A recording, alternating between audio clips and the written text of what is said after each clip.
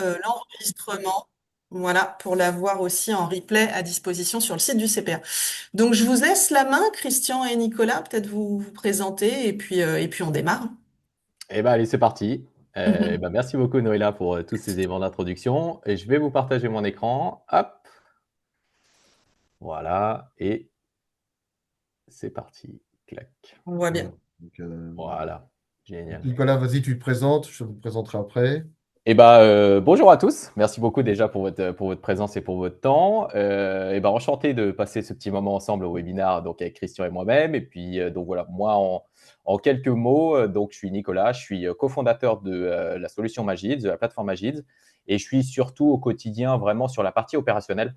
Donc tout ce qui va être, la création de listes de contacts, mener les campagnes, analyser les campagnes, voir ce qui est le plus efficace. Voilà, vraiment sur la partie très opérationnelle.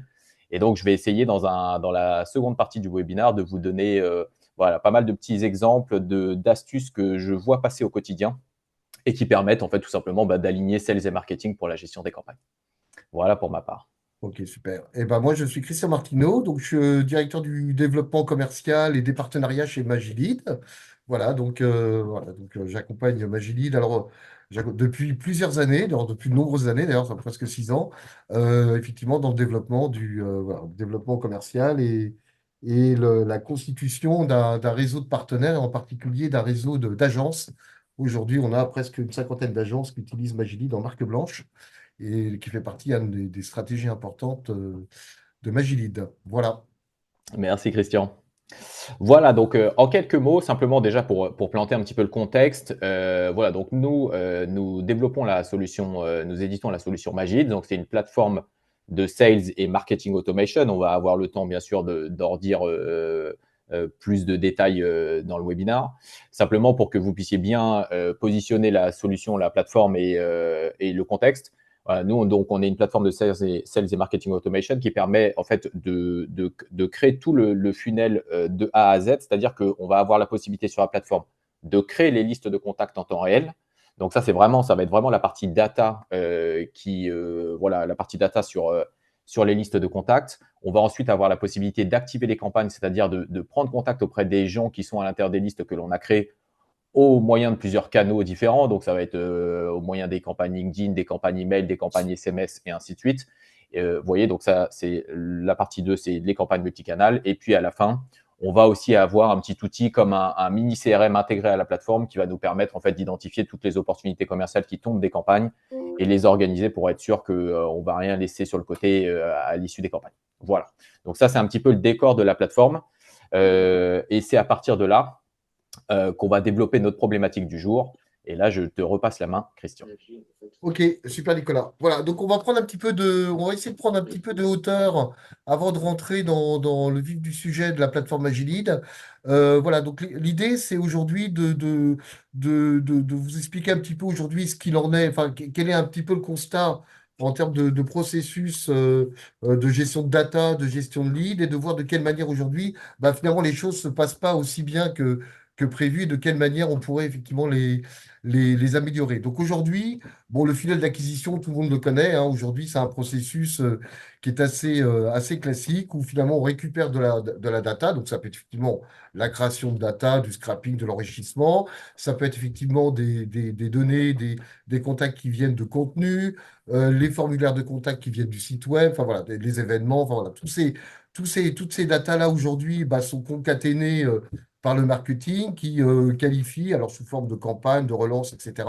Et qui ensuite va passer ça aux commerciaux qui, eux, vont faire le travail de vente ou en tout cas de qualification. Et puis ensuite, finalement, le contact va passer soit dans un pipeline business, hein, donc voilà, effectivement, les commerciaux, soit va effectivement conclure sa vente, ou ça passe dans des opportunités perdues. Donc voilà, donc Nicolas, si tu peux passer Ouais, bien sûr. suivant.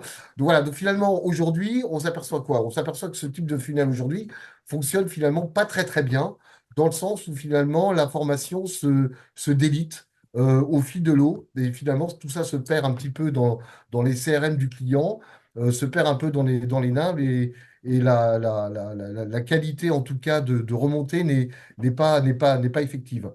Donc aujourd'hui, la problématique qui se pose aujourd'hui, c'est que la collaboration aujourd'hui entre ce qu'on appelle le MQL et le SQL, hein, c'est-à-dire globalement les leads qui sont générés par le marketing et, et les informations ont été récupérées par les commerciaux, finalement, sont plutôt descendantes, mais rarement ascendantes.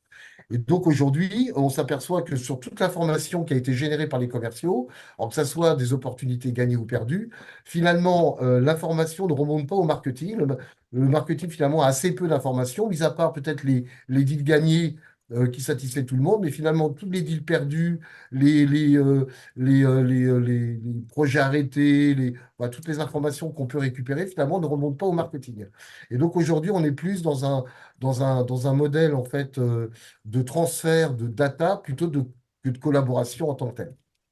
Donc, en fait, la problématique aujourd'hui dans sa finalité, c'est en fait une vision un peu binaire aujourd'hui de ce qui se passe. C'est qu'en gros, il y a 10 gagnés, 10 perdus. Hein, voilà. Donc, en gros, les opportunités perdues bah, sont noyées dans le CRM. Le pipeline business bah, est traité par les commerciaux. Et finalement, en définitive, bah, l'exploitation, en tout cas, des datas, des informations, des signaux d'affaires, des décalages de projets, etc., ne sont pas remontés au marketing. Donc, le marketing est complètement aveugle par rapport effectivement à ce qui se passe par rapport à ce qui était généré. Donc voilà, donc finalement l'exploitation de la data finalement est assez mal gérée généralement dans l'entreprise. Donc, dans sa pérennité, donc finalement la problématique est dans sa pérennité aussi, aujourd'hui c'est la culture du pipeline, hein, globalement. Aujourd'hui, voilà, on injecte du lead et puis on attend de voir comment ça se passe. Et finalement, la qualification marketing, en tout cas du pipeline, doit être aujourd'hui repensée. C'est-à-dire qu'aujourd'hui, il faut impérativement que toutes les datas qui ont été générées, en tout cas toutes les informations qui ont été gérées par le commerce, doivent pouvoir remonter au niveau du marketing, qui puissent faire une analyse avec les équipes commerciales et de savoir effectivement est-ce que la qualité de la data est bonne, est-ce que tel ou tel type de secteur d'activité ou d'interlocuteur ou de problématiques, etc., sont les bonnes pour qu'il y ait vraiment une définition intéressante de comment aujourd'hui la data je dirais, est qualifiée et de quelle manière elle peut être traitée, en tout cas exploitée également par le marketing.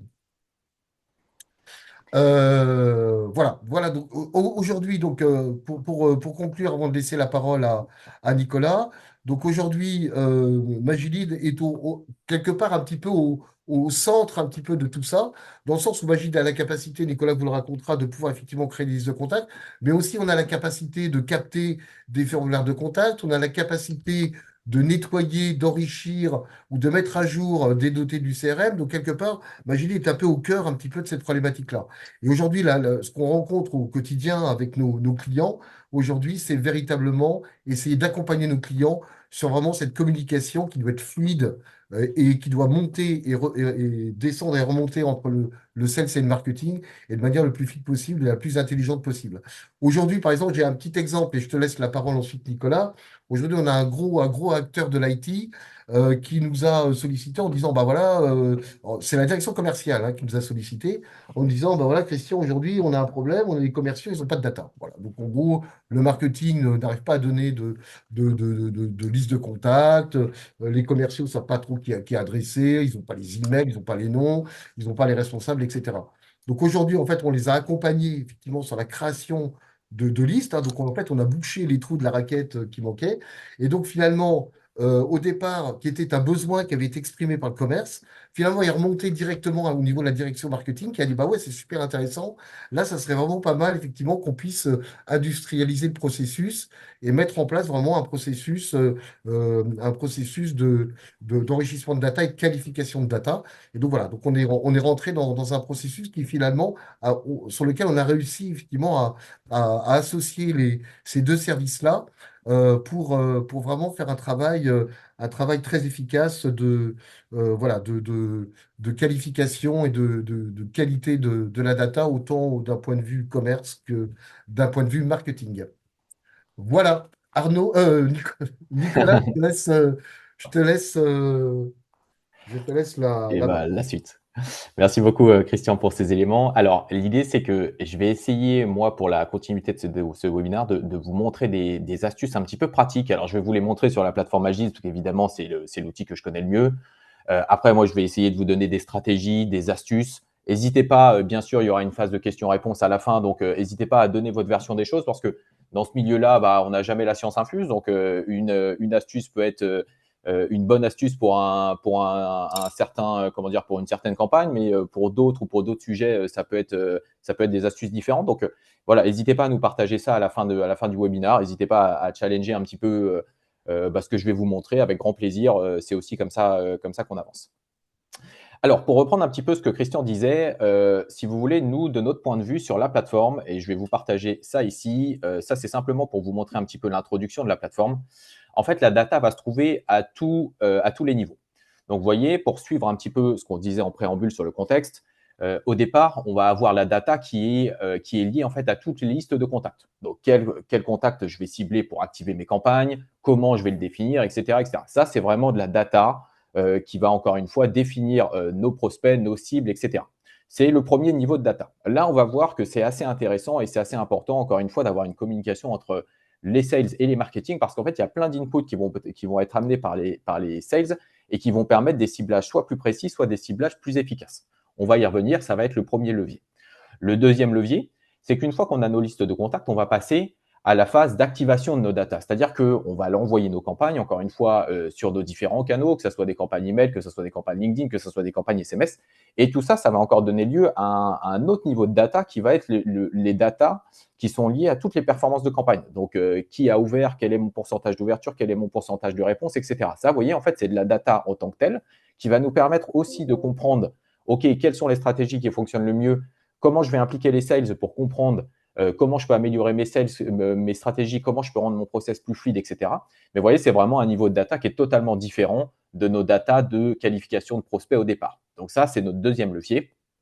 Et ensuite, le troisième, quatrième, ça va vraiment être toutes les datas qu'on va récolter post-campagne. C'est-à-dire qu'une fois que mes campagnes sont lancées et qu'elles se diffusent, bien sûr, il va falloir évidemment que je traite tous les retours que je vais avoir en tant que tel, donc les personnes qui vont me répondre, les gens qui remplissent mes formulaires.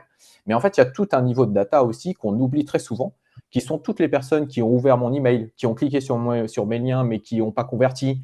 En fait, tout ce niveau de data-là, très souvent, en fait, on le met un peu de côté en se disant, bon, c'est pas grave, je réalimente mes campagnes et puis je verrai bien ce qui se passe. Et là, je vais essayer de vous illustrer ça aussi avec des fonctionnalités de nurturing qui consistent encore une fois à se dire, à l'issue de mes campagnes, peu importe en fait la qualification que la personne a faite, qu'elle soit uniquement ouvreuse, cliqueuse ou qu'elle m'ait répondu, en fait, on va essayer d'apporter une réponse adaptée à chaque comportement pour se dire, finalement, je vais continuer à exploiter l'intégralité de la data que j'ai à la sortie de la campagne. Et vous allez voir que les séquences de nurturing, c'est des choses qui sont assez simples, qui mettent peu de temps à être mises en place et en plus de ça, qui apportent des résultats qui sont assez intéressants. Voilà. Donc, c'est un petit peu ces différents niveaux-là qu'on va essayer de développer ensemble. Alors, pour commencer, le premier niveau, vous voyez, c'est la création et la centralisation de la donnée. Donc là, c'est vraiment le niveau 1, c'est celui dont je parlais tout à l'heure en préambule, c'est vraiment la partie qualification de prospects, création des listes de contacts. Alors, nous, sur la plateforme, on permet à nos utilisateurs de créer des listes de contacts en temps réel, c'est-à-dire que l'utilisateur n'a pas besoin d'avoir une liste de contacts de son côté et de l'importer dans la plateforme. On va avoir des algorithmes qui vont permettre la création de la data en temps réel et de façon dynamique. Donc ça, c'est assez intéressant. Et après, une fois qu'on a cette brique technologique, on comprend assez vite qu'on a plusieurs manières de faire. La première manière de faire, celle qu'on voit le plus souvent, c'est très souvent le marketing qui, à partir de la définition de son persona, va faire des ciblages. Donc, vous voyez, en fait, on va avoir plusieurs sources de données, LinkedIn, Google Maps, on va en avoir plusieurs à notre disposition. Donc, en fait, on va répercuter les critères de ciblage de nos personas à l'intérieur de ces outils-là de façon à avoir une liste de contacts qui correspond à ce qu'on a ici. Ça, c'est vraiment la première manière de faire. Mais ce qui est assez intéressant, c'est de se dire, à partir du moment où on va impliquer les sales dans ce process-là, dans la définition de la définition de la qualification, enfin du persona, on va pouvoir apporter plein d'éléments qui sont des éléments assez personnalisés et des éléments assez propres aux sales. Et c'est là que ça devient surtout assez intéressant. Donc, vous voyez, si là, je crée une liste de contacts. Donc, j'en ai pris une en exemple. Ça, c'est une liste de contacts, vous voyez, que j'ai créée ce matin sur de la partie RH recrutement. OK, là, vous voyez, j'avais des critères de ciblage qui étaient assez génériques. Ça me permet d'avoir une liste de contacts de 13 000 personnes. OK, très bien, mais ça, c'est une liste de contacts qui est assez générique. Bah, derrière, ce que je vais pouvoir faire, c'est je vais pouvoir me mettre en relation avec le sales et améliorer ma liste de contacts au moyen de plusieurs inputs qui m'est donné par le sales. Je vous prends plusieurs exemples. Par exemple, nous, on aime bien sur la plateforme faire des campagnes qui sont ultra personnalisées et qui vont aller chercher des personnes qui ont fait la même école que le sales. Pourquoi? Tout simplement parce qu'en fait, quand on va activer notre campagne, on va l'envoyer à partir du nom du sales. Et donc, si on a une notion de personnalisation entre le sales et le destinataire, on sait très bien que notre data, elle va avoir une efficacité qui va être plus importante. Donc, par exemple, si je dois aller chercher des personnes dans les RH ou dans le recrutement, je peux très bien, grâce à mes outils d'import, me dire, bah, allez, je vais aller chercher les personnes dont la fonction c'est RH, qui travaillent en Ile-de-France dans des entreprises de plus de 50 personnes et qui, en plus, ont fréquenté telle ou telle école. Et ce qui est super intéressant dans ce cas de figure-là, c'est que tout simplement, en fait, quand on va prendre contact auprès de ces personnes-là, au moyen de l'email du sales et de son nom d'expéditeur, on va pouvoir commencer nos campagnes d'email, par exemple, par je me permets de vous contacter. J'ai vu que nous avions fréquenté la même école. À quel moment y étiez-vous? Quel parcours avez-vous fait? Moi, aujourd'hui, je suis business developer dans tel ou tel sujet. Est-ce qu'on pourrait en parler ensemble? Est-ce que c'est un sujet pour vous en interne actuellement? Et bien, en fait, on se rend compte qu'à partir du moment où on importe des petits inputs du sales comme ça à l'intérieur des listes de contacts, on va avoir à la sortie des campagnes qui sont beaucoup plus personnalisées et du coup beaucoup plus efficaces. Et derrière, on va pouvoir répliquer ces exemples sur une multitude de possibilités. Donc là, je vous ai pris l'exemple de la personne qui a fait la même école que le sales. On peut très bien répliquer ça en disant je vais aller chercher des personnes qui ont été dans les mêmes entreprises, dans la même ou les mêmes entreprises que mon sales précédemment. Donc ça, c'est assez intéressant. On peut très bien dire, bah voilà, je me permets de vous contacter. On a tous les deux travaillé chez, je prends un exemple lambda, on a tous les deux travaillé chez L'Oréal il y a quelques années, on n'a pas eu le temps de se croiser. Moi, j'étais affecté à tel et tel département et vous, qu'est-ce que vous faisiez? Aujourd'hui, je fais ça et ainsi de suite. Et en fait, on va se rendre compte qu'à partir du moment où on poursuit des stratégies comme ça, bah, tout de suite, on va avoir des résultats qui vont être bien meilleurs.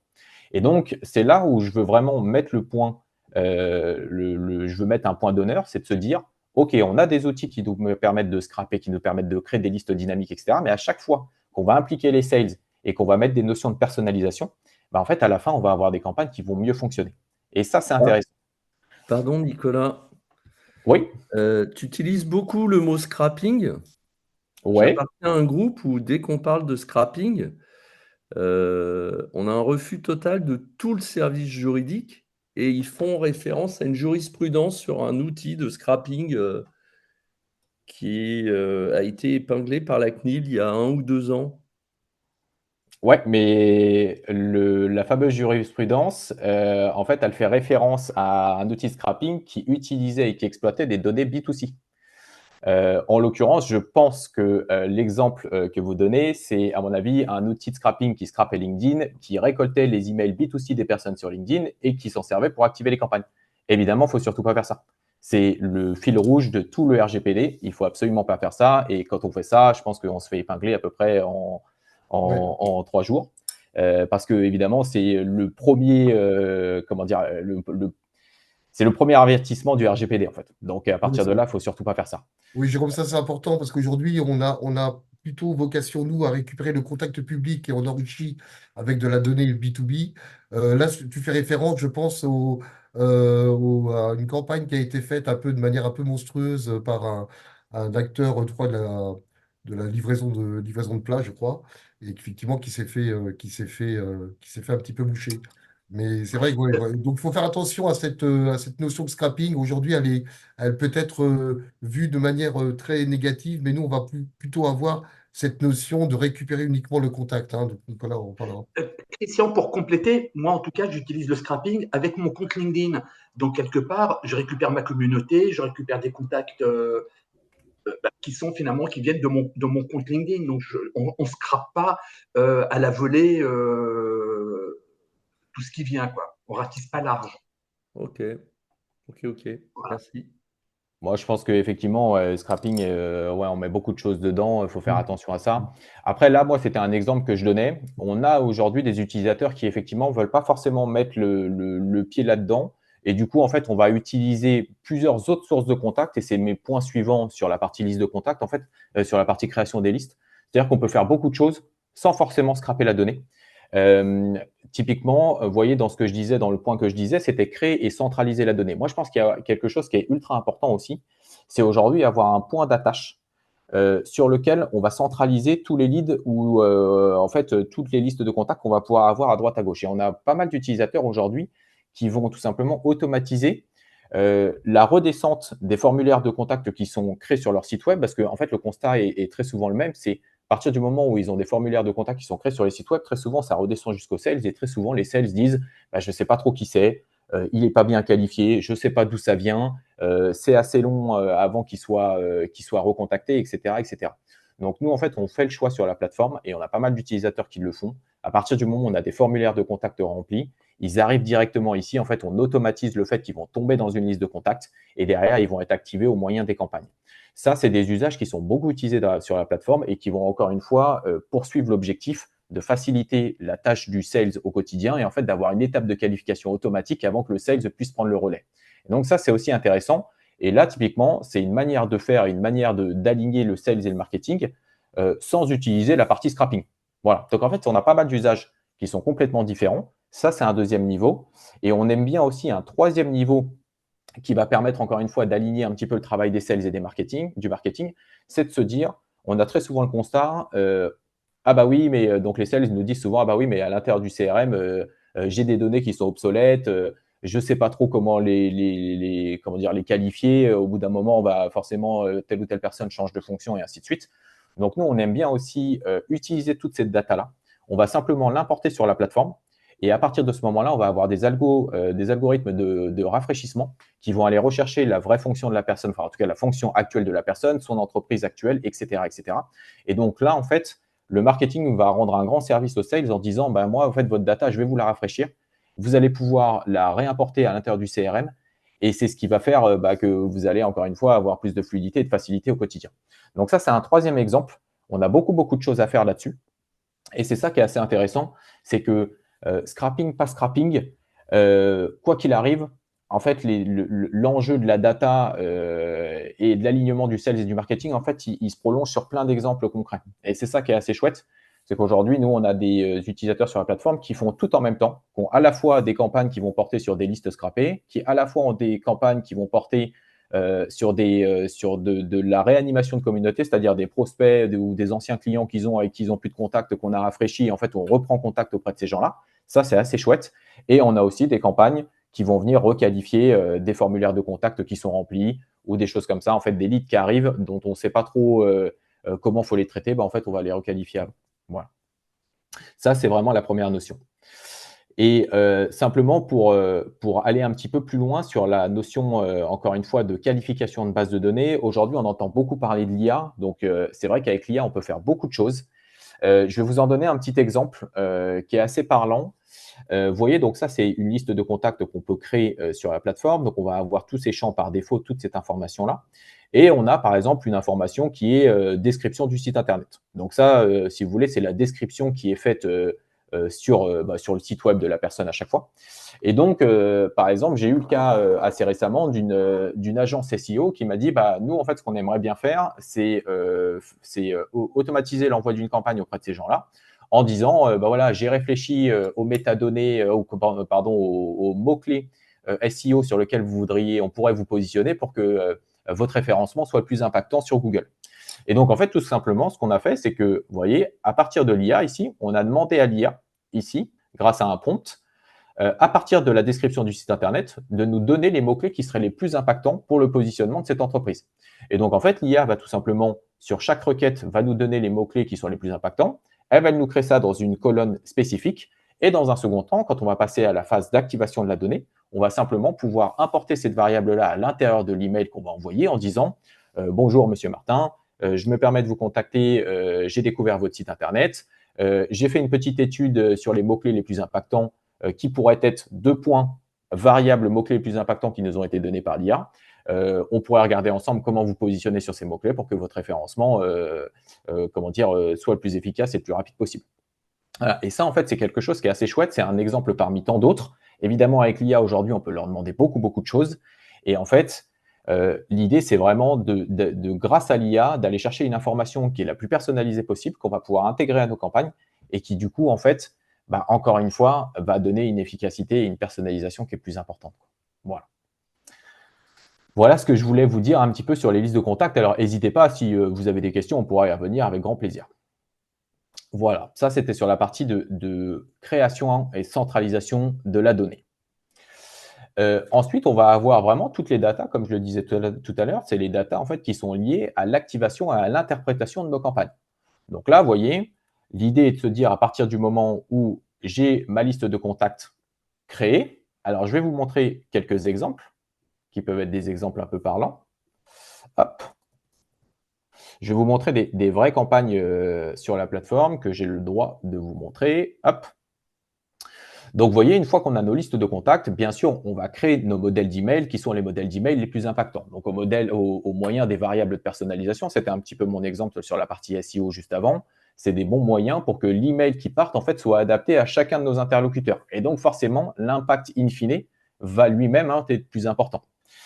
Aujourd'hui, on a quand même une tendance sur le marché, notamment sur le marché de l'emailing, où en fait, on le ressent vraiment. Plus on personnalise, plus on va loin dans la création de notre modèle email, de notre création de modèle email, de notre email, pardon, meilleurs sont les résultats in fine. Alors simplement, je voulais vous montrer ces campagnes-là pour illustrer ce que je disais tout à l'heure. Vous voyez, on a une première campagne ici, qui est en fait tout simplement une campagne de relance de personnes qui ont rempli le formulaire sur la plateforme. Donc là, en fait, on va faire quelque chose de très rapide. On va avoir un email qui est extrêmement succinct. On ne va pas avoir besoin de se représenter, etc. C'est la personne elle-même qui a rempli le formulaire, donc qui a fait cette démarche envers nous. Donc nous, en fait, on va simplement avoir une démarche de qualification de cette donnée-là. On va la faire passer dans une campagne d'automatisation. On va regarder un petit peu qui sont les personnes qui vont répondre. Vous voyez, on les voit ici, les personnes qui nous répondent. Et du coup, en fait, on va faire gagner du temps aux sales en disant, effectivement, les gens qui vont répondre suite à l'enregistrement du formulaire, eux, ça va être les leads qu'on va traiter en priorité. Donc, on va gagner du temps là-dessus. On va les qualifier de façon plus précise, etc. Et puis, les autres, on va les faire passer dans des boucles de nurturing parce qu'on sent qu'effectivement, ils ont rempli un formulaire de contact. Mais a priori, ce n'est pas une démarche qui est ultra prioritaire pour eux. Voilà. Donc ça, je voulais simplement illustrer ça avec vous. Voilà, ça, c'est une campagne de suivi de leads qui remplissent des formulaires. Et voyez, si je prends à l'inverse ici, ça va être une vraie campagne de prospection. Là, on va avoir un email, hop, avec le partage d'écran, voilà. Là, on va avoir un email qui, lui, est un petit peu plus long, sur lequel, effectivement, on va avoir une démarche de présentation plus conversationnelle. On va rentrer un petit peu plus dans le détail. Alors, vous voyez, c'est quand même succinct, assez succinct et ça va assez vite. Mais on va avoir quand même, bien sûr, une démarche de contextualisation et de présentation auprès des destinataires parce que, par définition, c'est des gens qu'on ne connaît pas forcément. Voilà, donc en fait, ce que je veux illustrer ici, c'est il va falloir réinterpréter toutes ces datas. Et je vais vous montrer un deuxième exemple qui est assez parlant. C'est là vraiment l'enjeu de qui du marketing ou du sales va décider un petit peu du format de la campagne. Alors, on ne le sait jamais forcément en amont. Donc, ce qui est intéressant, c'est de tester les deux. Et derrière, en fait, de se dire, par rapport aux datas que j'arrive à sortir de mes campagnes, je vais réussir à aller chercher la stratégie qui fonctionne le mieux et qui est la plus efficiente pour moi. Et là, vous voyez, je vous montre une campagne, deux campagnes qui sont assez parlantes, qui sont en fait deux campagnes sur le même sujet. C'est des campagnes en fait sur un de nos gros partenaires de l'IT, donc qui va vendre des solutions d'infrastructure. Et en fait, les deux campagnes, ces deux-là ont été faites sur une liste de contacts très similaire, sur une période de temps très similaire, mais les modèles d'email, eux, poursuivent deux stratégies totalement différentes. Et c'est là que, encore une fois, le dialogue avec les sales est assez important. Vous voyez, ça, c'est le premier email qu'on a envoyé, donc qui est plutôt un email en fait où on va réorienter le destinataire vers un clic, donc vers un portail internet, et on va voir un petit peu, en fait, on va l'emmener là-dessus et on va voir quels sont les résultats derrière. Donc à ce moment-là, effectivement, lui, le sales, on ne va pas lui fournir un lead expressément comme ça, puisque le destinataire de l'email, on va lui proposer un parcours de clic. Je vais sur un portail, si ça m'intéresse, je vais passer aux étapes de conversion. Mais là, on sait pertinemment qu'en règle générale, dans ces parcours-là, en fait, on a des taux de conversion la vente e-commerce, finalement, on a des taux de conversion qui sont assez faibles. Et donc, c'est extrêmement difficile pour un sales, à partir du moment où la personne n'a pas cliqué ou n'a pas été au bout de la démarche, ça va être extrêmement difficile de la relancer. Et d'ailleurs, ça se voit dans les statistiques, parce que vous voyez ici, cette campagne-là, elle a naturellement généré des ouvreurs, elle a naturellement généré des cliqueurs. Bien sûr, c'est l'objectif qu'on poursuit sur l'email. Mais lui, le sales, quand on va lui présenter des statistiques comme ça à l'issue de la campagne, ça va être très difficile pour lui. La première question qu'il va nous dire, c'est est-ce que je dois du coup relancer les 51 personnes qui ont cliqué? Est-ce que je dois faire du téléphone un par un? Comment on va faire? Et ça, en fait, c'est quelque chose dans lequel on tombe souvent. Et c'est quelque chose pour lequel moi, j'aime bien renverser la vapeur, faire opérer une bascule et simplement, en fait, modifier le modèle d'email. Hop, voilà, comme celui-ci. Où là, vous voyez, on va poursuivre exactement la même chose. On va vendre exactement la même chose. Sauf que ce qui va se passer, c'est qu'on va faire un email plus contextuel. Et le call to action qu'on va proposer ici, ça va être une question qu'on pose à la fin de l'email et ça va non pas être la visite d'un site web ou d'un formulaire de contact. Et en fait, ce qui est intéressant, c'est que, encore une fois, à base équivalente et à timing équivalent, en fait, on va avoir des résultats qui sont complètement différents. Où là, vous voyez, on va avoir 32 personnes qui ont répondu à notre email. En plus de ça, la campagne a été opérée et envoyée directement depuis l'email du sales. C'est-à-dire qu'à partir du moment où la personne répond, ça va arriver directement sur la boîte email du sales. Donc là, en fait, on a essayé de créer un parcours qui est le plus fluide possible, où on envoie la campagne. Et quand le destinataire répond, ça arrive directement dans la boîte mail du sales. Donc, il va pouvoir continuer la relation comme si de rien n'était. Et en fait, on va lui faire gagner des étapes dans le parcours. Et ça, c'est assez intéressant.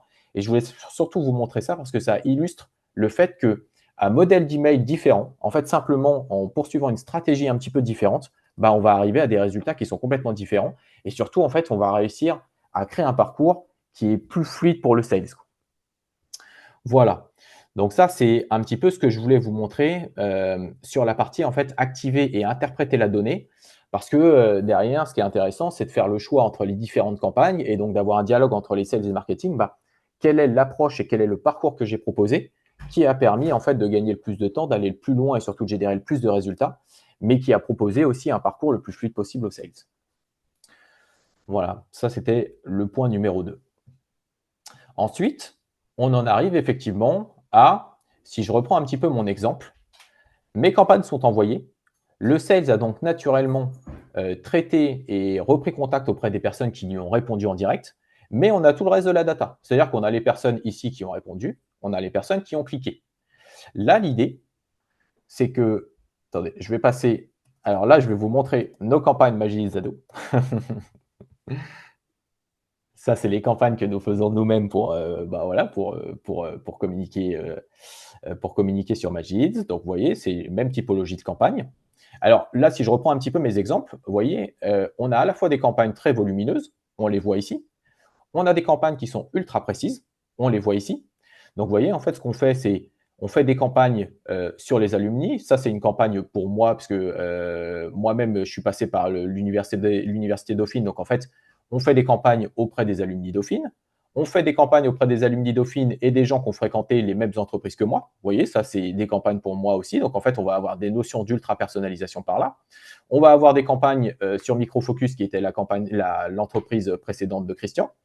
On va avoir des campagnes qui, elles, sont un peu plus volumineuses, vous voyez, sur du marketing un peu plus global, avec une approche qui elle-même va être plus générique dans l'email qu'on va envoyer. Donc, en fait, on va tester pas mal d'approches comme ça différentes et on va encore une fois essayer d'intégrer dans nos campagnes les parcours, les appétences spécifiques de tel ou tel expéditeur pour arriver à des campagnes qui sont le plus précises et le plus efficaces possible. Une fois que nos campagnes sont envoyées, en fait, on considère que c'est ultra important d'avoir toujours un échange et évidemment un dialogue permanent entre les sales et le marketing, mais surtout quelque chose de très tangible. Et c'est la raison pour laquelle, en fait, nous, on a organisé ça de cette manière-là. Bien sûr, ça s'organise de plein de manières différentes, mais je pense que l'élément important, c'est de centraliser tous les retours des campagnes et que cette centralisation puisse, en tout cas que le marketing et les sales aient un accès à cette centralisation-là. Donc, vous voyez, nous, en fait, on voit ici tous les gens qui ont été actifs sur nos campagnes. Et en fait, ça va être un point d'attache entre Christian qui va venir relancer ses contacts post-campagne, la personne qui va faire les campagnes marketing chez nous. En fait, ils vont avoir un dialogue permanent en disant, bah oui, cette campagne-là, elle a bien fonctionné. Moi, effectivement, j'ai une appétence particulière sur ce secteur-là, sur ces personnes-là, parce que pour moi, c'est plus facile à vendre, je me sens plus à l'aise là-dessus, et ainsi de suite, et ainsi de suite.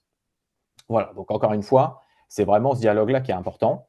Et derrière, donc vous voyez, bien sûr, les personnes qui répondent ici, elles vont être requalifiées et prises en compte tout de suite. Par contre, il y a toutes les personnes qui sont ouvreuses et cliqueuses, qui, elles, n'ont pas fait forcément d'action envers nous. Elles ont simplement pris l'information qu'on leur a proposée. Bah, toutes ces personnes-là, c'est extrêmement important de continuer à communiquer auprès d'elles. Et donc, en fait, ça, ce qu'on fait, c'est des boucles nurturing où tout simplement, on va se dire, bah oui, je vais récupérer toute cette data-là et eux, je vais continuer à les alimenter. Et aussi simple que ça puisse paraître, très souvent, on ne le fait pas. Et pour illustrer les choses, je vais vous montrer. C'est quelque chose qu'on va prendre 5-10 minutes à faire et qui va nous apporter des résultats. Vous voyez cette campagne-là qu'on a envoyée fin septembre, qu'on a appelée Nurturing Ouvreurs. On a récupéré tous les ouvreurs de nos campagnes.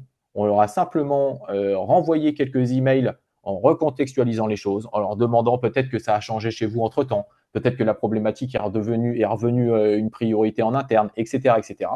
Et effectivement, vous voyez, le taux de réponse est bien plus faible que ce qu'on peut avoir, mais sur du volume comme ça a quand même généré 75 réponses à l'intérieur desquelles il y a des opportunités commerciales.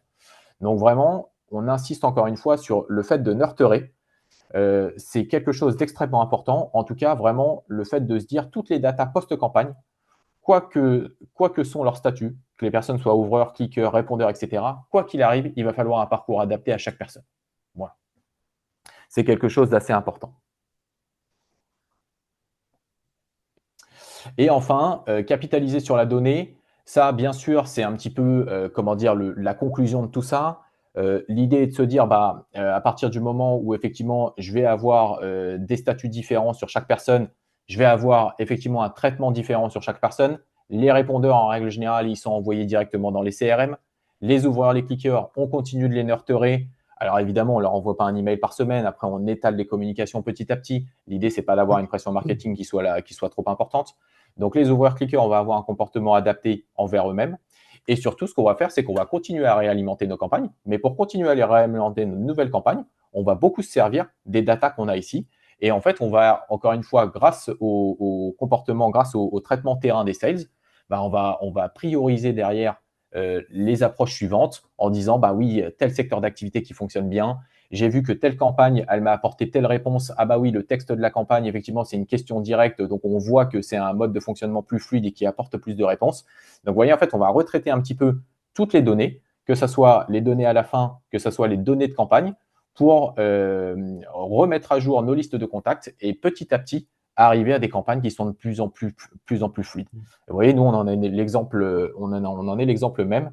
C'est que vous voyez, ces taux-là, qui sont finalement en fait des taux de nos dernières campagnes sur les 4-5 derniers mois, vous voyez, ils sont en nette amélioration par rapport à nos anciennes campagnes, tout simplement parce qu'en fait, on poursuit cet objectif-là où à chaque fois, on essaye de déterminer quelle approche a la mieux fonctionné, sur quelle personne, et ainsi de suite, et on enrichit comme ça notre connaissance de la data et des profils et des campagnes qui fonctionnent le mieux. Et en fait, de fil en aiguille, on en arrive à des stratégies qui sont de plus en plus efficaces. Ouais, et pour compléter ce que dit Nicolas, aujourd'hui, on a aussi un système de tags qui est très intéressant parce qu'on peut créer des tags sur les différents contacts disons, avec un certain nombre d'éléments. Et donc, ça permet aussi d'avoir une vision un petit peu synthétique, un petit peu des différentes problématiques ou triggers ou signaux d'affaires, en tout cas, qui peuvent être générés. Donc, c'est très, très utile pour tout le monde. Voilà un petit peu. Alors, vous voyez, ça, c'est simplement une petite conclusion, mais c'est ce qu'on a développé ensemble, la collecte et la structuration de la donnée, l'activation par les campagnes, l'action commerciale post-campagne et la remontée des feedbacks qui permet simplement d'enrichir notre connaissance et de nous améliorer petit à petit sur les campagnes qu'on envoie. Voilà, donc ça, c'est un petit peu le mot de la fin, c'est la conclusion de tout ce qu'on a développé ensemble. Voilà pour ces différents éléments. J'espère que l'illustration un petit peu concrète et des petites astuces qu'on mène, ça peut vous aider et que ça peut vous donner des idées de campagne, des idées de ciblage, en tout cas des choses un petit peu différentes pour en fait, tout simplement à mettre en musique. Voilà, Noëlla, Christian, je ne sais pas si vous avez des éléments à donner de façon supplémentaire ou si, bien sûr, si vous avez des questions, c'est le moment, avec grand plaisir. Non, non, bah, on attend vos questions. Sinon, n'hésitez pas, hein, vous avez nos coordonnées, donc avec plaisir d'échanger hein, là-dessus, il y a aucun problème. Non, j'allais vous remercier à tous les deux pour cette belle présentation. On voit quand même que c'est de la précision et que l'outil est plutôt user-friendly, en tout cas avec la présentation que vous avez pu nous en faire. Merci pour ça. Jérôme, tu as pu poser ta question en live, du coup, voilà, ça nous a aiguillés. Est-ce qu'il y en a d'autres? Alors, je vois que Yann a une question, pardon, dans le chat. Je suis dans le train, je peux pas parler. On Ma parle de la question, différence avec différence HubSpot. majeure avec HubSpot, voilà, UX, prix. Je réponds, Christian? Oui, vas-y, je t'en prie, je t'en prie. Avec plaisir. Merci beaucoup, Je Yann. ferai un Alors, petit commentaire sur HubSpot juste après. ça marche.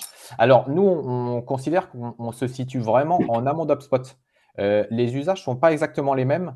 Nous, on est vraiment une plateforme qui est faite pour la prospection, c'est-à-dire qu'on va créer de la data à partir de la plateforme. On va envoyer toutes les campagnes, mais vraiment dans une démarche de prospection, donc de préqualification. Et une fois que les contacts sont des contacts chauds, ou en tout cas que ce sont des contacts qualifiés, on les remonte dans HubSpot. Et puis après, derrière, dans HubSpot, vont s'orchestrer tous les scénarios de relance de contacts, d'animation de la communauté à partir d'un moment où la personne est vraiment dans un funnel est considérée en fait comme étant un prospect chaud ou tiède. Elle remonte ensuite dans HubSpot. Mais effectivement, toute la partie création de data, toute la partie séquençage, envoi des emails tels qu'on fait sur plusieurs canaux et ainsi de suite, qui sont vraiment en fait des démarches très liées à la prospection. Tout ça, ça va moins être un usage qu'on va retrouver dans HubSpot. Alors, en fait, sur HubSpot, bon, on les connaît bien, hein. D'ailleurs, on a beaucoup de clients qui connectent Magid avec HubSpot. Aujourd'hui, HubSpot, en fait, est plus, comme tu l'as dit, Nicolas, un outil de nurturing. Nous, on fait du multicanal. Alors, Nicolas n'a pas présenté notre scénario où on peut effectivement basculer d'un canal à l'autre, mais ça, c'est important. Et puis surtout, nous, on est sur un modèle tarifaire qui est un modèle, en fait, par connectivité de compte email et de compte LinkedIn. Donc, on ne facture pas les campagnes à la différence de HubSpot qui facture effectivement ce qu'on appelle les contacts marketing. Donc ça, c'est une grosse différence avec aujourd'hui avec HubSpot. Donc c'est pour ça qu'on a beaucoup de clients aujourd'hui qui utilisent Magilib en amont pour pas faire des campagnes d'HubSpot. Et puis d'autre part, on a aussi des contacts. Aujourd'hui, moi j'ai beaucoup de contacts avec HubSpot et en particulier avec les gens qui s'occupent des agences. Et aujourd'hui, il y a il y a il y a une vraie appétence de la part des gens d'HubSpot pour travailler avec nous sur ce travail en marque blanche avec les agences en amont de la mise en place de HubSpot. Donc voilà, donc je dirais qu'on n'est pas concurrent, on est complémentaire, on est très complémentaire avec HubSpot. Christian, excuse-moi pour l'utiliser. Effectivement, il y a un CRM intégré dans Magilid qui permet de faire le nurturing et qui se synchronise avec tous les CRM du marché. Voilà. Yann, tu as parlé de WhatsApp. Je vais laisser la parole à Nicolas. Je sais que c'est un sujet qui est extrêmement important aujourd'hui.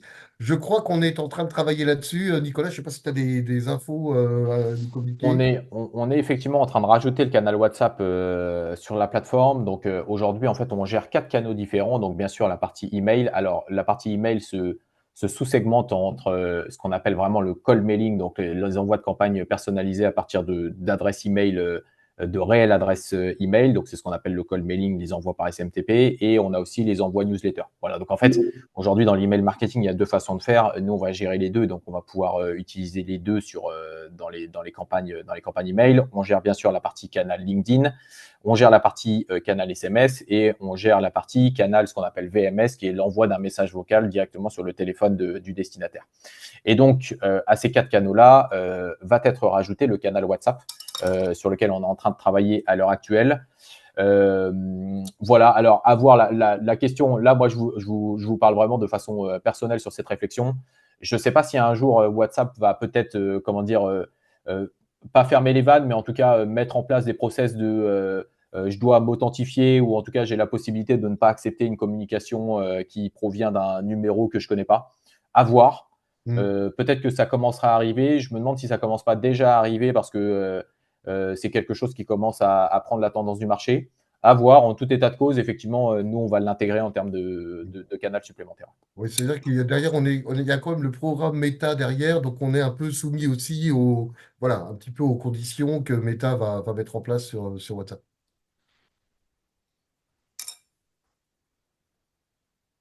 Merci, j'ai l'impression que ça s'est calmé au niveau des questions. Ah si, dernière question. Non, je crois que c'est bon, Yann, de ce que je perçois. Merci, Yann. Excusez-moi, une petite question pour ma part. Vous parliez des téléphones et votre modèle économique, mais pour bien comprendre comment ça fonctionne, quand on va sur votre site, visiblement le volume de numéro de téléphone modifie le prix. Alors, est-ce que c'est au sens enrichissement ou est-ce, enfin, Non. Oui, totalement. Exactement. Sur la partie, quand vous créez des listes à partir de la plateforme, donc des listes de contacts, peu importe que vous utilisiez LinkedIn, Google Maps, etc., pour créer les listes, les téléphones standards vous sont donnés et donc ne donnent pas lieu à des crédits d'enrichissement. Ils vous sont donnés en tant que tels. Ça, c'est les numéros standards. Donc, numéros standards des entreprises, ça, en fait, ça ne donne pas lieu à facturation. Ce qui va donner lieu à facturation, c'est les numéros de mobile. Quand on veut avoir des numéros de mobile sur des personnes spécifiques. Et donc là, en fait, nous, on pratique exactement comment dire, les mêmes tarifs que le marché global. Donc ça, c'est vraiment, en fait, uniquement la partie téléphone mobile est payante sur la plateforme. Tout ce qui est téléphone standard, bah, c'est du coup en standard dans les listes et en fait, ça apparaît sans que vous ayez de crédit d'enrichissement.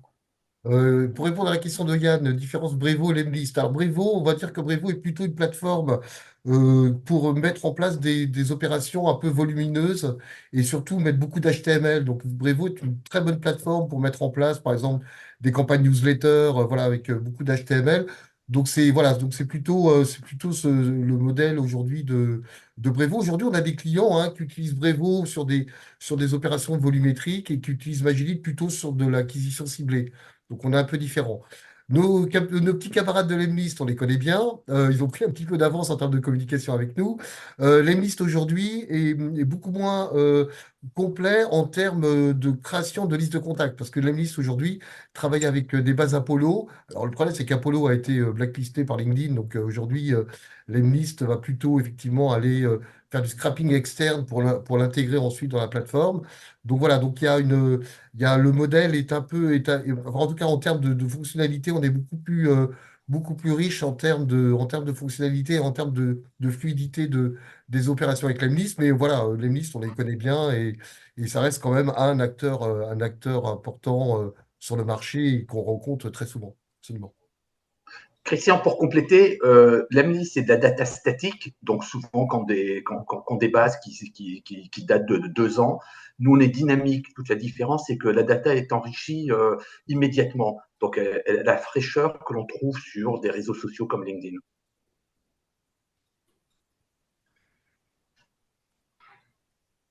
Voilà. D'autres questions? Merci pour les compléments d'information, François. Je pense que c'est bon a priori. S'il n'y en a pas d'autres, on va terminer ce webinaire et puis se souhaiter une bonne après-midi. Effectivement, on va mettre le replay sur le site du CPA, comme vous le savez, et puis je pense que bah, vous aurez un retraitement par la suite, bien sûr, pour tout cela. Si vous avez des questions, n'hésitez pas. Je peux vous Voilà. aider la mise en relation aussi. Merci beaucoup. Merci en tout cas. Merci Noëlla pour l'organisation. Avec plaisir. Merci Nicolas pour tes très bonnes informations. Merci à tous. Merci à Voilà. tous. Et on reste à votre disposition. Bon après-midi. Merci Merci beaucoup. Bon beaucoup. après-midi. Au Merci à revoir. tous pour Merci. votre temps. Au revoir. Au revoir.